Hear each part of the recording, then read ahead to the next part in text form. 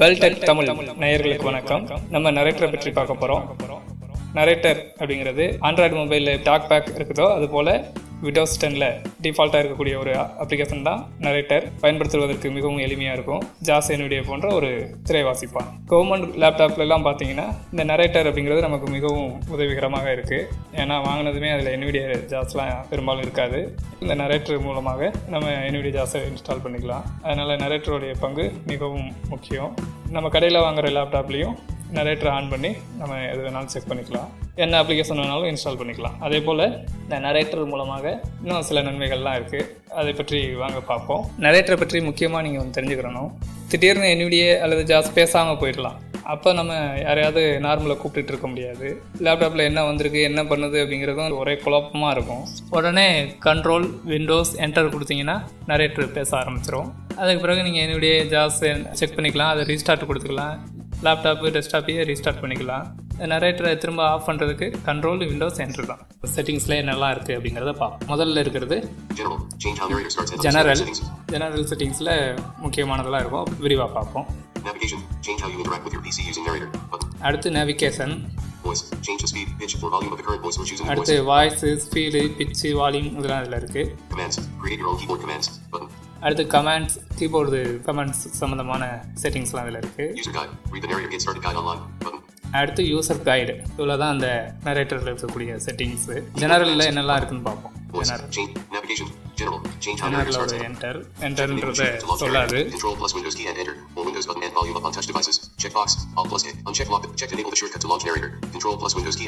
முதல் check box என்ன இருக்குது அப்படின்னா, கண்ட்ரோல் விண்டோஸ் என்டர் இந்த ஷார்ட்கட்டை பயன்படுத்தி நீங்கள் நரேட்டரை ஆன் பண்ண விரும்புகிறீங்களா அப்படின்றது இருக்குது. விரும்புகிறோம் அப்படின்னா அதில் செக் கொடுத்துக்கலாம். செக் கொடுத்துட்டோம்னா கண்ட்ரோல் விண்டோஸ் என்டர் கொடுத்தோம்னா எப்பயும் நரேட்டர் ஆன் ஆகிடும். இது ரொம்ப ரொம்ப முக்கியம். எப்போதுமே இது செக்கில் தான் இருக்குது. அதே மாதிரி கண்ட்ரோல் விண்டோஸ் என்டர் கொடுத்தோம்னா ஆஃப் ஆகிடும். அடுத்து ரெண்டாவது என்ன இருக்குன்னு பார்ப்போம். Uncheck the narrator key so you don't have to press them for each command. Caps lock, checkbox, Alt plus L.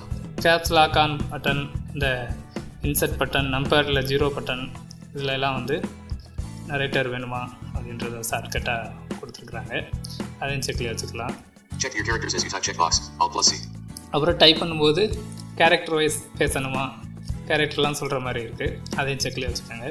Character சொல்லுவோம், ஒவ்வொரு லெட்டரையும் டைப் பண்ண சொல்லுவோம். Check your words you type checkbox, Alt plus W. அடுத்து word type பண்ணி முடிச்ச பிறகு அந்த word space bar எடுத்தோம்னா வேர்டை சொல்லும். அது செக்லேயே இருக்கட்டும். Check red outpost narrator errors checkbox, Alt plus R. Check highlight cursor checkbox, Alt plus A. Check play audio cues checkbox, Alt plus B. அடுத்து ப்ளே ஆடியோ இருக்குது.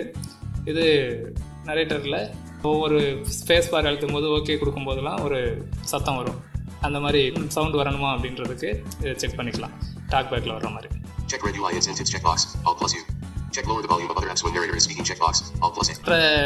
ஆடியோ சவுண்ட் ஏதாவது வரும்போது நரேட்டருடைய voice குறையிறது கூட்டுறதுக்கு சம்மந்தமான செக் பாக்ஸ் இது. வேணா check பண்ணிக்கலாம். Retain notifications to be read for 30 seconds. Notification collapse, Alt plus A. சொல்கிறது சம்மந்தமான காம்போ பாக்ஸ் கொடுத்துருக்குறாங்க.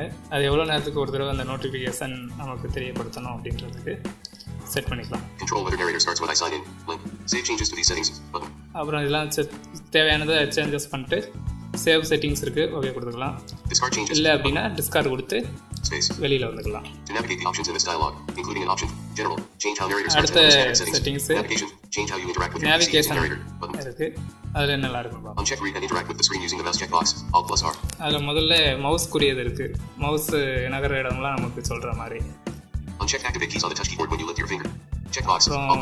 டச் பேட்ல டச் பண்றது அது சம்பந்தமானது இருக்கு. அது நமக்கு தேவையில்லை. அப்புறம் கர்சர் எந்த இடத்துல இருக்கு அப்படிங்கறத காட்டுறதுக்கு.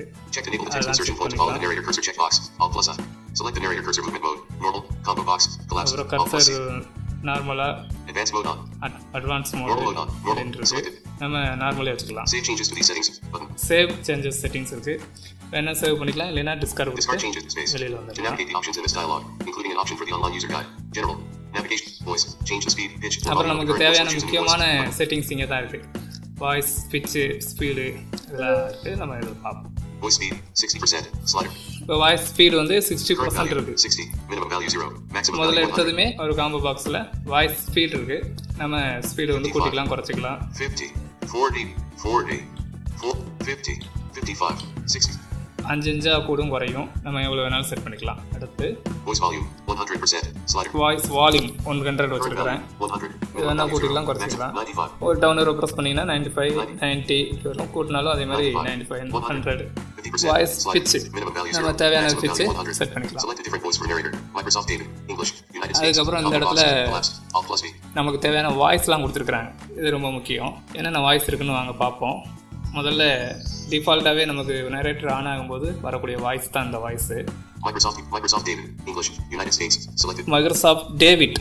இது வந்து டேவிட்டு யுனைடெட் ஸ்டேட் இங்கிலீஷ்க்கு சப்போர்ட் பண்ணக்கூடியது. டேவிட் இந்த வாய்ஸ் தான் டிஃபால்ட்டாக வரும். அதுக்கிட்ட என்ன வாய்ஸ் இருக்குன்னு பார்ப்போம். Microsoft Tira, English, India, selected. இது டீரா. இவங்க இந்தியன் இங்கிலீஷுக்கு கொடுத்துருக்கு இந்த குரல். Microsoft Tira, English, United States, selected. அப்புறம் ஜிரா இது United state English. Microsoft Mark. English. United States. Selected.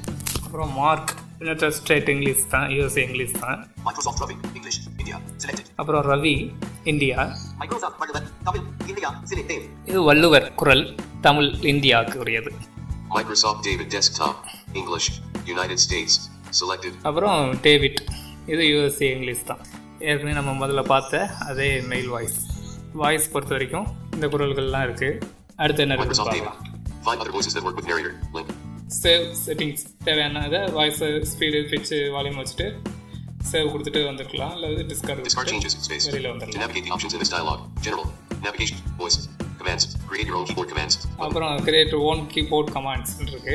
Commands. Stop reading selected. Selection. Change command keyboard shortcut. Button. Alt. Restore default. Button.